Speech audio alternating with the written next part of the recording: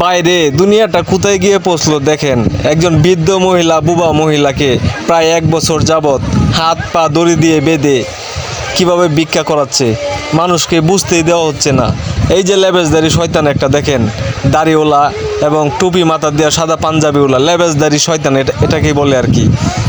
দুনিয়াটা কোথায় গিয়ে পৌঁছলো ভাই দেখেন। বুবা মহিলা বৃদ্ধ মহিলাকে কীভাবে রশি দিয়ে বেঁধে প্রায় 1 বছর যাবৎ বনানী ভিক্ষা করাচ্ছে মসজিদের সামনে। এই ভিডিওটা সবাই শেয়ার করে দিবেন, সবার কাছে পৌঁছে দিবেন। ভিডিওটা দেখেন সবাই। লেবেজদারি শয়তান।